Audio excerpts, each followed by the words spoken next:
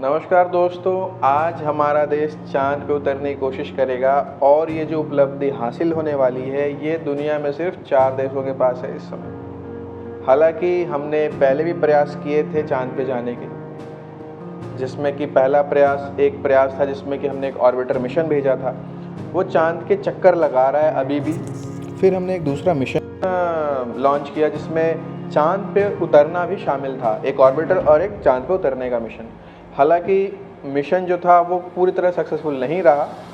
चाँद पे जो ऑर्बिटर था वो तो पहुंच गया, बट जो लैंडिंग मिशन था वो सही नहीं हो पाया। किसी कारणवश वो दुर्घटनाग्रस्त हो गया और वो लैंडिंग सफल नहीं हो पाई। तो उसी चीज़ को दोबारा से ट्राई करने के लिए हमारा तीसरा मिशन चंद्रयान 3 ये लॉन्च होने वाला है और ये आज लॉन्च होने वाला है। और इस बारे में बड़ी सारी बातें इंटरनेट पे, मीडिया में अवेलेबल हैं। मैं छोटे छोटे तरीक़ों से बताऊंगा ताकि आपको समझ आए कि आखिर ये मिशन है क्या।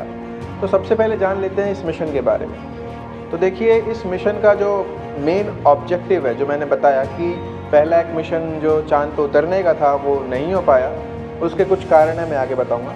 तो ये एक वही मिशन दोबारा किया जा रहा है ताकि हम चाँद पे उतर सकें।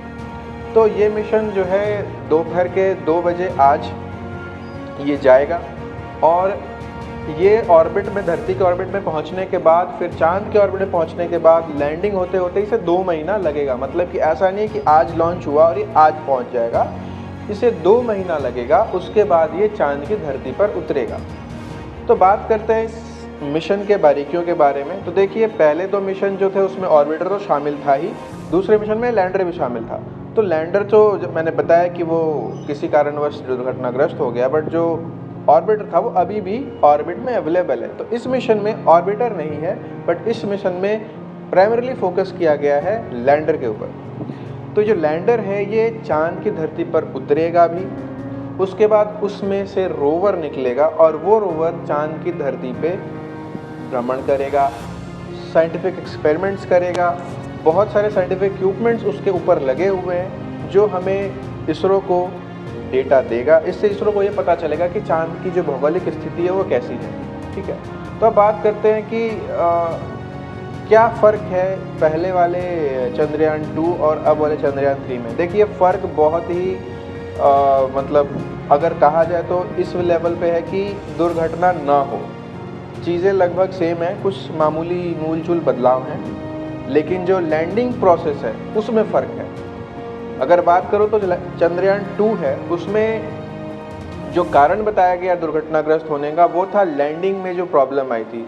लैंडिंग में प्रॉब्लम क्या आई थी कि जो लैंडर है, जो कि सॉफ्ट लैंडिंग करने वाला था, वो ये कैलकुलेट नहीं कर पाया कि वो अभी कहाँ है, उसे कितनी नीचे जाना है और उसे कितना दूर जाना है, उसकी स्पीड क्या होनी चाहिए। हुआ ये कि जब लैंड हो रहा था तो किसी कारणवश उसको ये नहीं समझ में आया, उसका जो नेविगेशन सिस्टम है वो कंफ्यूज हो गया। उसे ऐसा लगा कि वो धरती के बिल्कुल करीब है बट अपने लक्ष्य से दूर है। तो उस हिसाब से उसने अपना जो थ्रस्ट है वो बढ़ा दिया, क्योंकि उसे लगा कि लक्ष्य पे पहुंचा नहीं, वो लक्ष्य से दूर है। और उसने जो फॉरवर्ड मोशन है उसको भी बढ़ा दिया।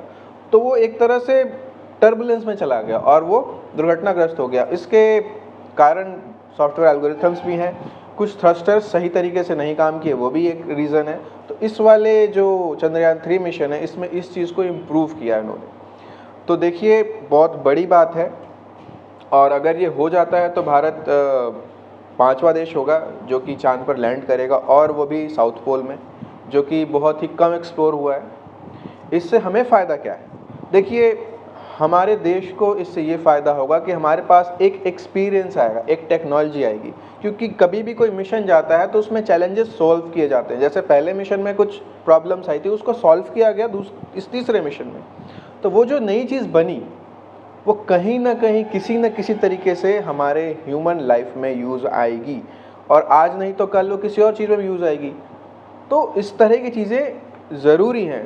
देखिए, नासा ने बहुत सारी चीज़ें ऐसी बनाई हैं। हम आप एग्जांपल लेते हैं, वाटर प्यूरीफायर जो हमारे घर में आता है, इसका जो ओरिजिन स्टोरी है वो भी एक स्पेस मिशन से ही है। क्योंकि बाहर जब स्पेस में लोग जाते हैं उन्हें पानी पीने की ज़रूरत पड़ती है। ISS जो इंटरनेशनल स्पेस स्टेशन है उसमें जब लोग रहते हैं तो उन्हें पानी पीने की ज़रूरत पड़ती है। तो वो वहाँ वो डेवलप किया गया एक एप्लीकेशन डेवलप की गई, लेकिन बाद में वो हमारे लिए काम आई। इसी तरीके से जब इसरो कोई चीज़ करती है तो वो एक साइंटिफिक एक्सपेरिमेंट एक ऑब्जेक्टिव के साथ, और उसको फिर ह्यूमन लाइफ में कैसे इम्प्लीमेंट किया जाए उसके अचीवमेंट्स को लेके वो। और देखिए इस बारे में कोई दो राय नहीं है, आज से 25 साल 50 साल बाद चांद में खनन होगी। जैसे कि हम अभी लैंडमाइन का खनन करते हैं, वहाँ से चीज़ें निकालते हैं, वैसे ही मून की भी होने वाली है खनन।